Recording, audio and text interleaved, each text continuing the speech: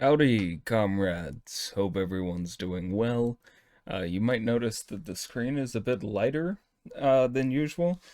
It's because on my Windows PC, I have a night light that I turn on for night viewing of the monitor. But I turned it off because it gave the screen a yellow tint, and I didn't I didn't exactly want that over the text. So yeah, that's it. Hope everyone's doing well. Sorry I haven't been putting out much in terms of videos recently. Just been trying to pay bills, you feel me? But yeah, we're cooking. It's time for more propaganda, baby. Take a propaganda at this communism. Ho, got him. All right, let me center this up and we will absolutely get into it. Yeah, I think that's good. Um, Thanks as always. I think since I won't be able to stream this upcoming Thursday, it may be a situation where I drop the first half of this book to um to the subscribers, to not just the members but also the subscribers. Just so I'm posting something on Saturday. We'll see. We'll see. We'll cross that bridge when we get to it. Okay, here we go. 20. Building our country through diligence and frugality. We must see to it that all our cadres and all our people constantly bear in mind that ours is a big socialist country, but an economically backward and poor one, and that this is a very great contradiction. To make China rich and strong needs several decades of intense effort, which will include, among other things, the effort to practice strict economy and combat waste, i.e., the policy of building up our country through diligence and frugality. Diligence and frugality should be practiced in running factories and shops, and all state-owned, cooperative, and other enterprises. The principle of diligence and frugality should be observed in everything. This principle of economy is one of the basic principles of socialist economics. China is a big country, but she is still very poor. It will take several decades to make China prosperous. Even then, we will still have to observe the principle of diligence and frugality. But it is in the coming few decades, during the present series of 5-year plans, that we must particularly advocate diligence and frugality, and that we must pay special attention to economy. Wherever we happen to be, we must treasure our manpower and material resources, and must not take a short view and indulge in wastefulness and extravagance. Wherever we are, from the very first year of our work, we must bear in mind the many years to come, the protracted war that must be maintained, the counteroffensive, and the work of reconstruction after the enemy's expulsion. On the one hand, never be wasteful or extravagant. On the other, actively expand production. Previously, in some places, people suffered a great deal because they did not take the long view and neglected economy in manpower and material resources and the expansion of production. The lesson is there, and attention must be called to it. In order to speed up this restoration and development of agricultural production and industrial production in small towns, we must do our utmost, in the course of our struggle for the abolition of the feudal system, to preserve all useful means of production and of livelihood, take resolute measures against anyone's destroying or wasting them, oppose extravagant eating and drinking, and pay attention to thrift and economy. Thrift should be the guiding principle in our government expenditure. It should be made clear to all government workers that corruption and waste are very great crimes. Our campaigns against corruption and waste have already achieved some results, but further efforts are required. Our system of accounting must be guided by the principle of saving every copper for the war effort, for the revolutionary cause, and for our economic construction. A dangerous tendency has shown itself of late among many of our personnel, an unwillingness to share the joys and hardships of the masses, a concern for personal fame and gain. This is very bad. One way of overcoming it is to simplify our organizations in the course of our campaign, to increase production and practice economy, and to transfer cadres to lower levels so that a considerable number will return to productive work.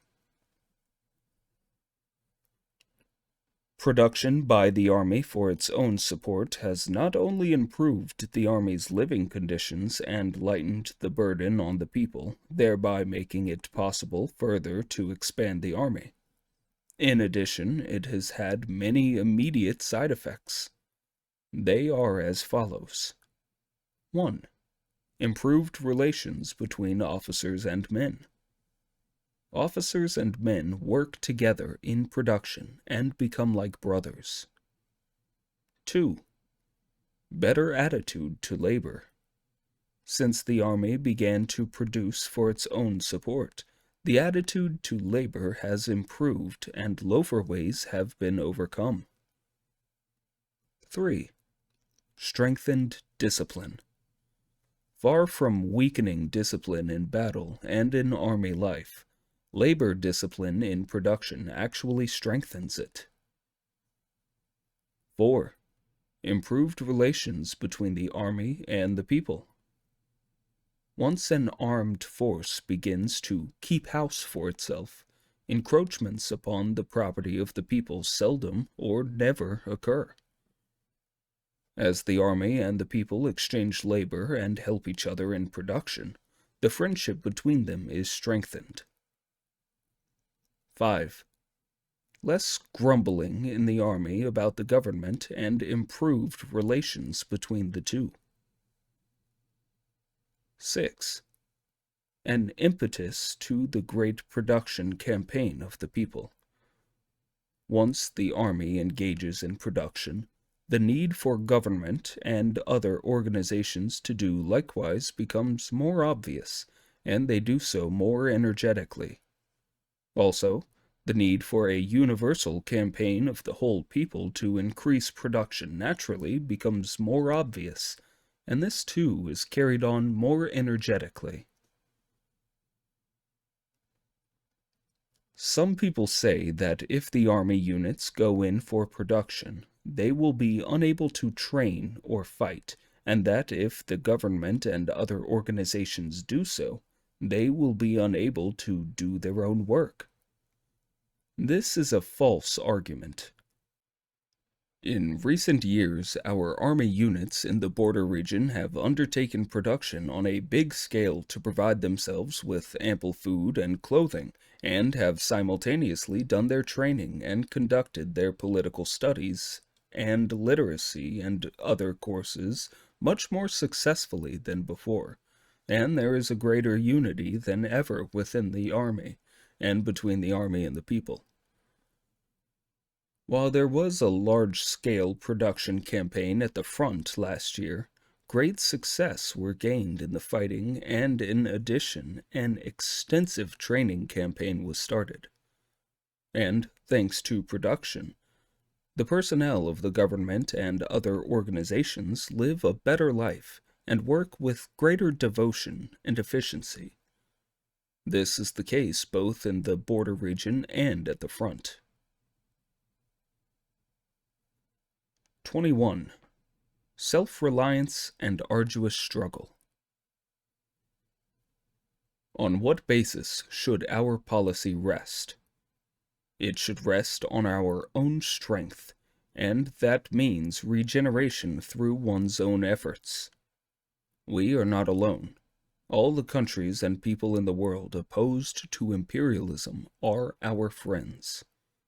Nevertheless, we stress regeneration through our own efforts. Relying on the forces we ourselves organize, we can defeat all Chinese and foreign reactionaries. We stand for self-reliance. We hope for foreign aid, but cannot be dependent on it. We depend on our own efforts, on the creative power of the whole army and the entire people. To win countrywide victory is the only step in a long march of 10,000 li. The Chinese Revolution is great, but the road after the revolution will be longer, the work greater and more arduous. This must be made clear now in the party. The comrades must be helped to remain modest, prudent, and free from arrogance and rashness in their style of work. The comrades must be helped to preserve the style of plain living and hard struggle. We must thoroughly clear away all ideas among our cadres of winning easy victories through good luck, without hard and bitter struggle, without sweat and blood. We should carry on constant propaganda among the people on the facts of world progress and the bright future ahead, so that they will build their confidence in victory. At the same time, we must tell the people and tell our comrades that there will be twists and turns in our road. There are still many obstacles and difficulties along the road of revolution. The 7th Congress of our party assumed that the difficulties would be many, for we preferred to assume there would be more difficulties rather than less. Some comrades do not like to think much about difficulties, but difficulties are facts.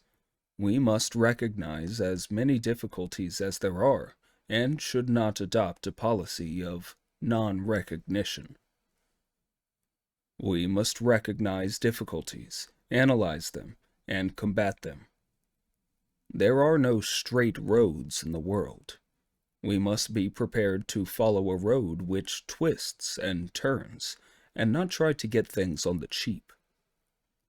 It must not be imagined that one fine morning all the reactionaries will go down on their knees of their own accord. In a word, while the prospects are bright, the road has twists and turns. There are still many difficulties ahead which we must not overlook. By uniting with the entire people in a common effort, we can certainly overcome all difficulties and win victory. Anyone who sees only the bright side but not the difficulties cannot fight effectively for the accomplishment of the party's tasks.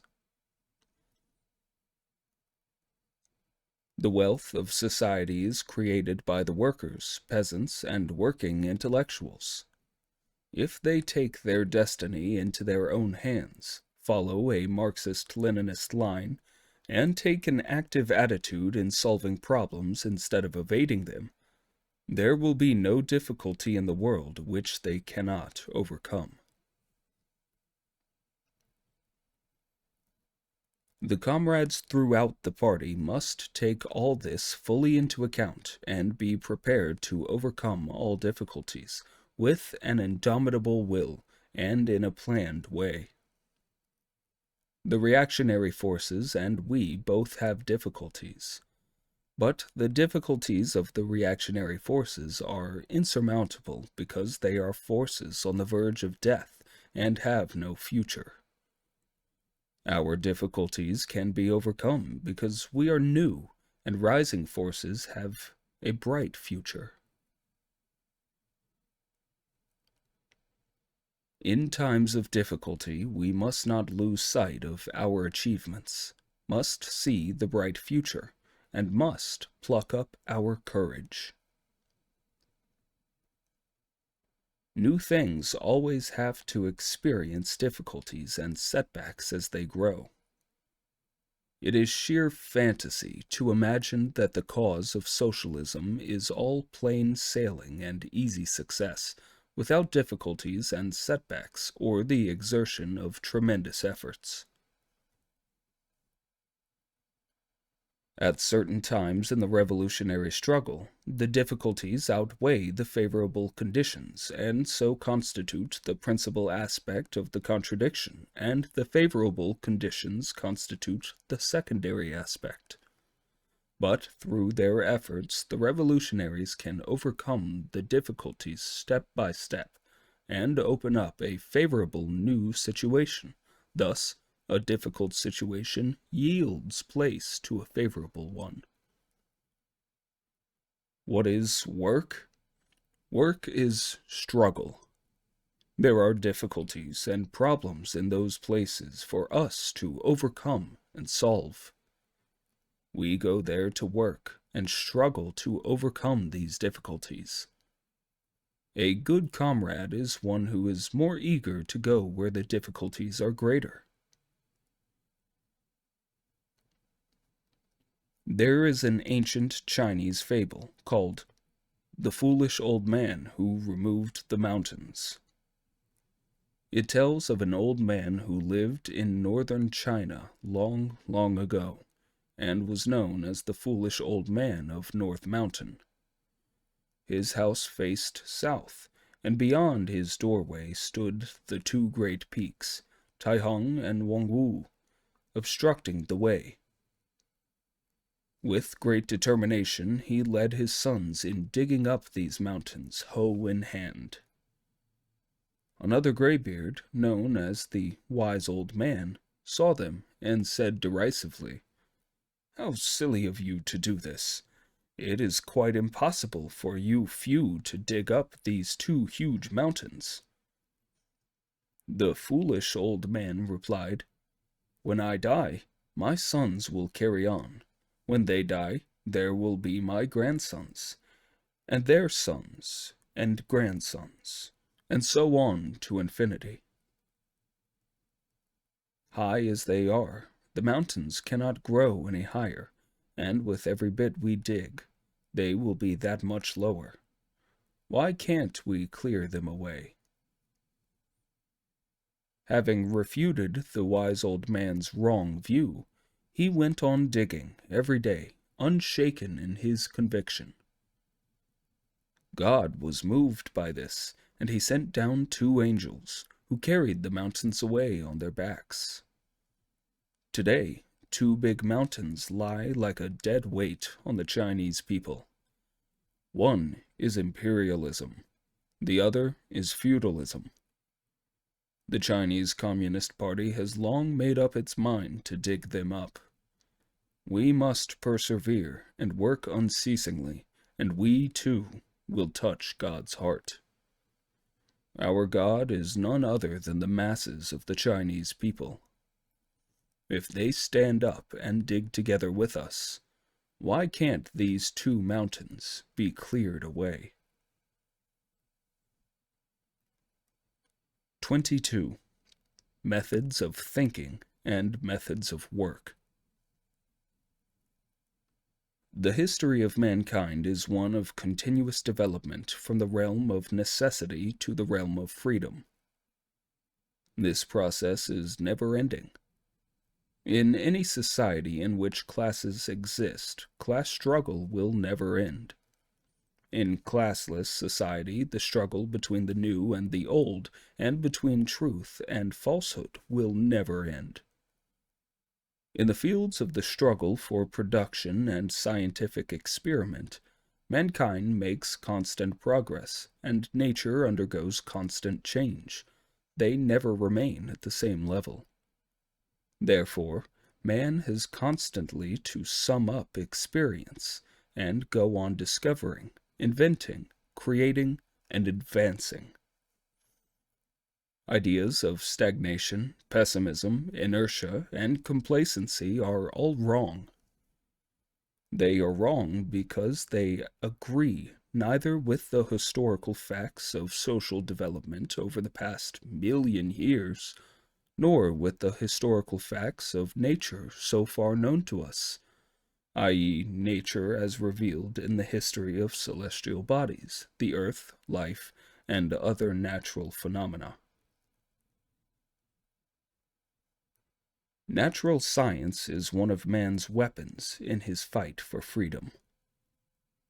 For the purpose of attaining freedom in society, man must use social science to understand and change society and carry out social revolution. For the purpose of attaining freedom in the world of nature, man must use natural science to understand, conquer, and change nature, and thus attain freedom from nature. The Marxist philosophy of dialectical materialism has two outstanding characteristics. One is its class nature. It openly avows that dialectical materialism is in the service of the proletariat. The other is its practicality. It emphasizes the dependence of theory on practice, emphasizes that theory is based on practice, and in turn serves practice. Marxist philosophy holds that the most important problem does not lie in understanding the laws of the objective world and thus being able to explain it, but in applying the knowledge of these laws actively to change the world. Where do correct ideas come from? Do they drop from the skies? No. Are they innate in the mind? No. They come from social practice, and from it alone. They come from three kinds of social practice: the struggle for production, the class struggle, and scientific experiment. It is man's social being that determines his thinking. Once the correct ideas, characteristic of the advanced class, are grasped by the masses, these ideas turn into a material force, which changes society and changes the world. In their social practice, men engage in various kinds of struggle and gain rich experience, both from their successes and from their failures. Countless phenomena of the objective, external world are reflected in a man's brain through his 5 sense organs. The organs of sight, hearing, smell, taste, and touch. At first, knowledge is perceptual. The leap to conceptual knowledge, i.e., to ideas, occurs when sufficient perceptual knowledge is accumulated. This is one process in cognition. It is the first stage in the whole process of cognition, the stage leading from objective matter to subjective consciousness, from existence to ideas. Whether or not one's consciousness or ideas, including theories, policies, plans, or measures, do correctly reflect the laws of the objective external world is not yet proved at this stage, in which it is not yet possible to ascertain whether they are correct or not. Then comes the second stage in the process of cognition, the stage leading from consciousness back to matter, from ideas back to existence, in which the knowledge gained in the first stage is applied in social practice to ascertain whether the theories, policies, plans, or measures meet with the anticipated success. Generally speaking, those that succeed are correct, and those that fail are incorrect, and this is especially true of man's struggle with nature. In social struggle, the forces representing the advanced class sometimes suffer defeat, not because their ideas are incorrect, but because, in the balance of forces engaged in struggle, they are not as powerful for the time being as the forces of reaction. They are therefore temporarily defeated, but they are bound to triumph sooner or later. Man's knowledge makes another leap through the test of practice. This leap is more important than the previous one, for it is this leap alone that can prove the correctness or incorrectness of the first leap in cognition, i.e., of the ideas, theories, policies, plans, or measures formulated in the course of reflecting the objective external world. There is no other way of testing truth.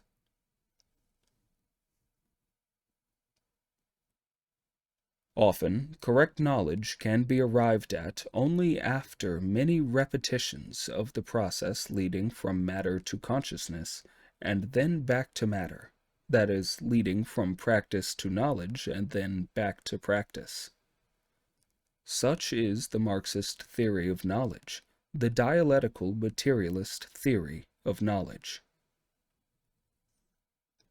Whoever wants to know a thing has no way of doing so except by coming into contact with it, that is, by living, practicing, in its environment.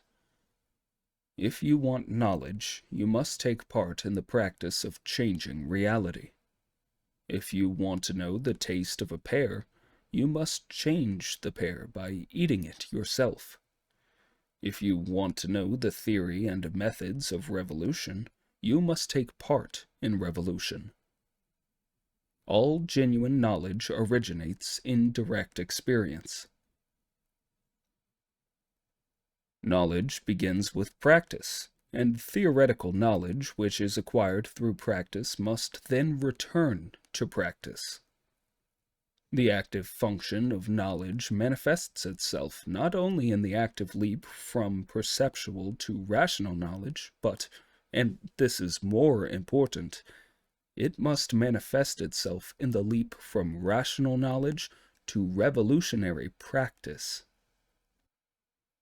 It is well known that when you do anything, unless you understand its actual circumstances, its nature and its relation to other things, you will not know the laws governing it, or know how to do it, or be able to do it well. If a man wants to succeed in his work, that is, to achieve the anticipated results, he must bring his ideas into correspondence with the laws of the objective external world. If they do not correspond, he will fail in his practice. After he fails, he draws his lessons, corrects his ideas to make them correspond to the laws of the external world, and can thus turn failure into success. This is what is meant by failure is the mother of success, and a fall into the pit, a gain in your wit.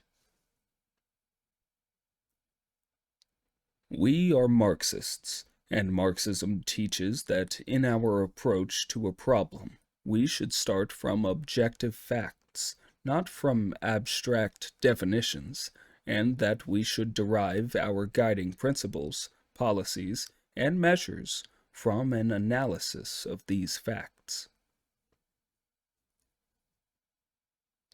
The most fundamental method of work which all communists must firmly bear in mind is to determine our working policies according to actual conditions.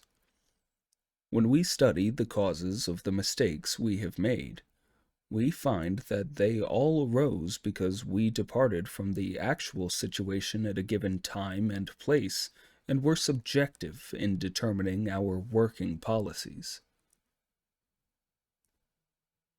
Idealism and metaphysics are the easiest things in the world because people can talk as much nonsense as they like without basing it on an objective reality or having it tested against reality. Materialism and dialectics, on the other hand, need effort. They must be based on and tested by objective reality.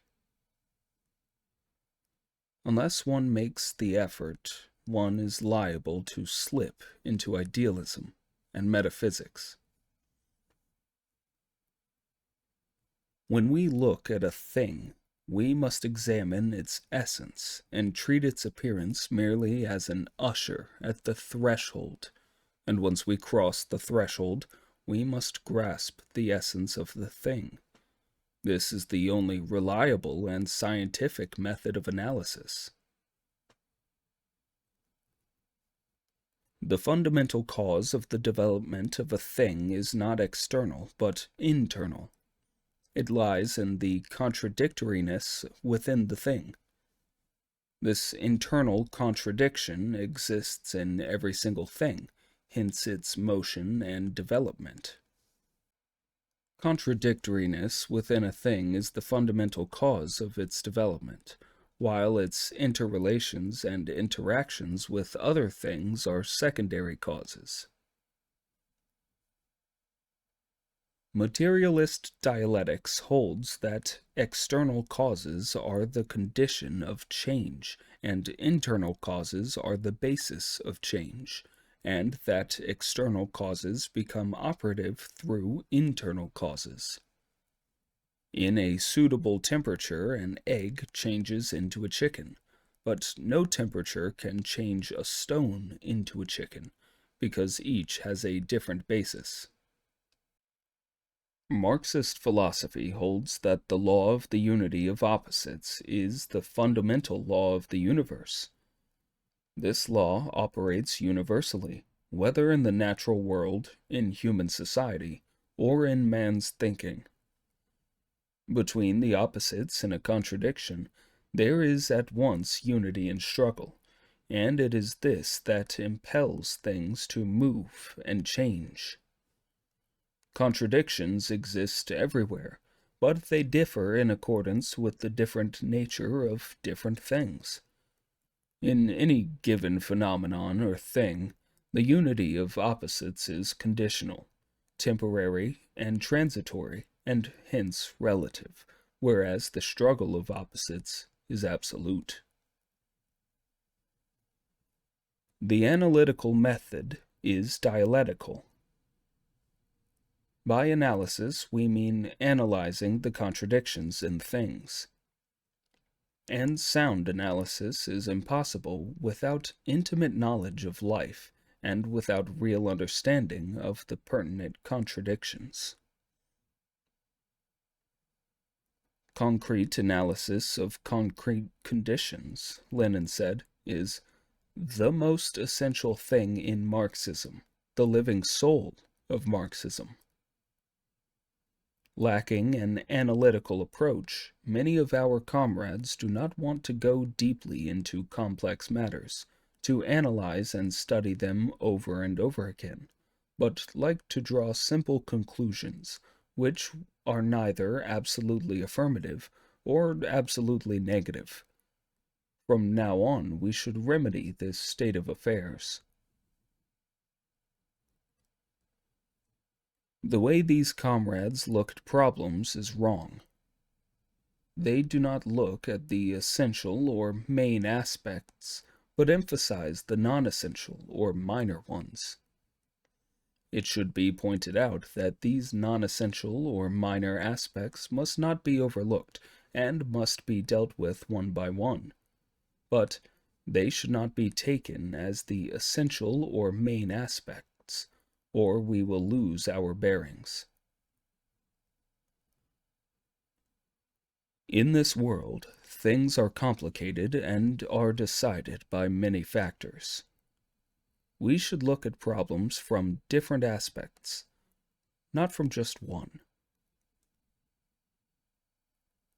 Only those who are subjective, one-sided, and superficial in their approach to problems will smugly issue orders or directives the moment they arrive on the scene, without considering the circumstances, without viewing things in their totality, their history and their present state as a whole, and without getting to the essence of things, their nature and the internal relations between one thing and another. Such people are bound to trip and fall.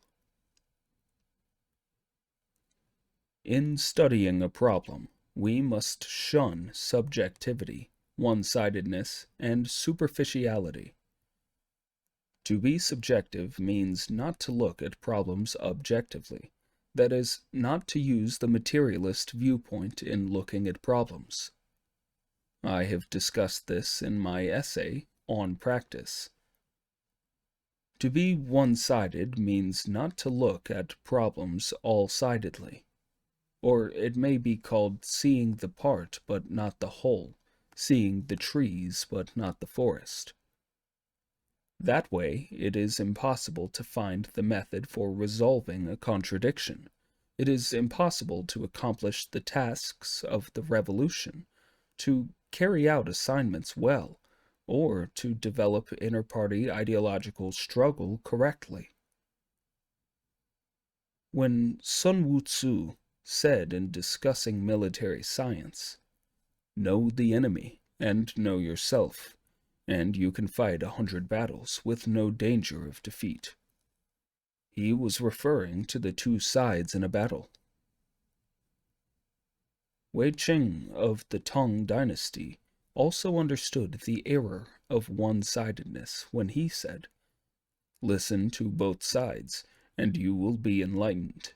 Heed only one side, and you will be benighted." But our comrades often look at problems one-sidedly, and so they often run into snags. Lenin said, "In order really to know an object, we must embrace, study, all its sides, all connections, and meditations." We shall never achieve this completely, but the demand for all-sidedness is a safeguard against mistakes and rigidity. We should remember his words. To be superficial means to consider neither the characteristics of a contradiction in its totality, nor the characteristics of each of its aspects. It means to deny the necessity for probing deeply into a thing and minutely studying the characteristics of its contradiction, but instead merely to look from afar and, after glimpsing the rough outline, immediately to try to resolve the contradiction, to answer a question, settle a dispute, handle work, or direct a military operation. This way of doing things is bound to lead to trouble. To be one-sided and superficial is at the same time to be subjective. For all objective things are actually interconnected and are governed by inner laws. But instead of undertaking the task of reflecting things as they really are, some people only look at things one-sidedly, or superficially, and know neither their interconnections nor their inner laws, and so their method is subjectivist. One-sidedness means thinking in terms of absolutes, that is, a metaphysical approach to problems. In the appraisal of our work, it is one-sided to regard everything either as all positive or as all negative. To regard everything as positive is to see only the good and not the bad, and to tolerate only praise and no criticism. To talk as though our work is good in every respect is at variance with the facts. It is not true that everything is good. There are still shortcomings and mistakes. But neither is it true that everything is bad, and that too is at variance with the facts. Here, analysis is necessary. To negate everything is to think, without having made any analysis, that nothing has been done well, and that the great work of socialist construction, the great struggle in which hundreds of millions of people are participating, is a complete mess, with nothing in it worth commending. Although there is a difference between the many people who hold such views and those who are hostile to the socialist system, these views are very mistaken and harmful, and can only dishearten people. It is wrong to appraise our work, either from the viewpoint that everything is positive, or from the viewpoint that everything is negative. In approaching a problem, a Marxist should see the whole as well as the parts. A frog in a well says, "The sky is no bigger than the mouth of the well." That is untrue, for the sky is not just the size of the mouth of the well. If it said, "A part of the sky is the size of the mouth of the well," that would be true, for it tallies with the facts. We must learn to look at problems all-sidedly, seeing the reverse as well as the obverse side of things. In given conditions, a bad thing can lead to good results, and a good thing to bad results. While we recognize that in the general development of history, the material determines the mental and social being determines social consciousness, we also, and indeed must, recognize the reaction of mental on material things, of social consciousness on social being, and of the superstructure on the economic base. This does not go against materialism. On the contrary, it avoids mechanical materialism and firmly upholds dialectical materialism. In seeking victory, those who direct a war cannot overstep the limitations imposed by the objective conditions. Within these limitations, however, they can and must play a dynamic role in striving for victory. The stage of action for commanders in a war must be built upon objective possibilities, but on that stage they can direct the performance of many a drama, full of sound and color, power and grandeur. People must adapt their thinking to the changed conditions. Of course, no one should go off into wild flights of fancy, or make plans of action unwarranted by the objective situation, or stretch for the impossible. The problem today, however, is that rightist conservative thinking is still causing mischief in many spheres and preventing the work in these spheres from keeping pace with the development of the objective situation. The present problem is that many people consider it impossible to accomplish things which could be accomplished if they exerted themselves. We should always use our brains and think everything over carefully. A common saying goes, "Knit your brows, and you will hit upon a stratagem." In other words, much thinking yields wisdom. In order to get rid of the blindness which exists to a serious extent in our party, we must encourage our comrades to think, to learn the method of analysis, and to cultivate the habit of analysis.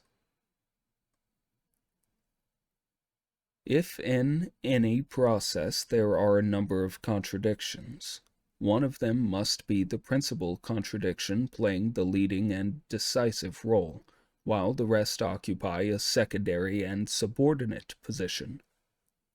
Therefore, in studying any complex process in which there are two or more contradictions, we must devote every effort to finding its principal contradiction. Once this principal contradiction is grasped, all problems can be readily solved. Of the two contradictory aspects, one must be principal and the other secondary.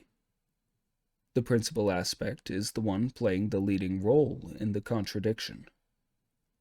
The nature of a thing is determined mainly by the principal aspect of a contradiction, the aspect which has gained the dominant position. But this situation is not static.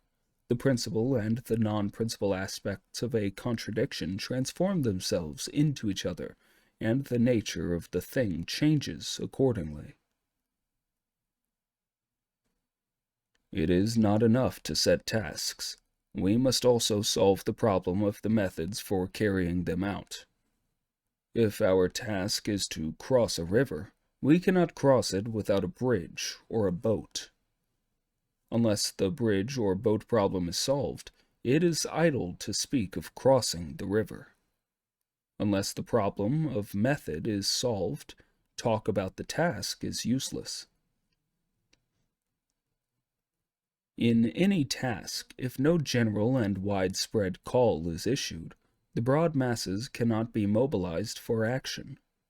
But if persons in leading positions confine themselves to a general call, if they do not personally, in some of the organizations, go deeply and concretely into the work called for, make a breakthrough at some single point, gain experience and use this experience for guiding other units, then they will have no way of testing the correctness or of enriching the content of their general call, and there is the danger that nothing may come of it. No one in a leading position is competent to give general guidance to all the units unless he derives concrete experience from particular individuals and events in particular subordinate units. This method must be promoted everywhere, so that leading cadres at all levels learn to apply it. In any given place, there cannot be a number of central tasks at the same time. At any one time, there can be only one central task, supplemented by other tasks of a second or third order of importance. Consequently, the person with overall responsibility in the locality must take into account the history and circumstances of the struggle there, and put the different tasks in their proper order. He should not act upon each instruction as if it comes from the higher organization without any planning of his own, and thereby create a multitude of central tasks and a state of confusion and disorder. Nor should a higher organization simultaneously assign many tasks to a lower organization without indicating their relative importance and urgency, or without specifying which is central, for that will lead to confusion in the steps to be taken by the lower organizations in their work, and thus no definite results will be achieved. It is part of the art of leadership to take the whole situation into account and plan accordingly in the light of the historical conditions and existing circumstances of each locality, decide correctly on the center of gravity and the sequence of the work for each period, steadfastly carry through the decision, and make sure that definite results are achieved. A regional or sub-regional bureau of the Central Committee of the party should constantly have a grip on the progress of the work, exchange experience, and correct mistakes.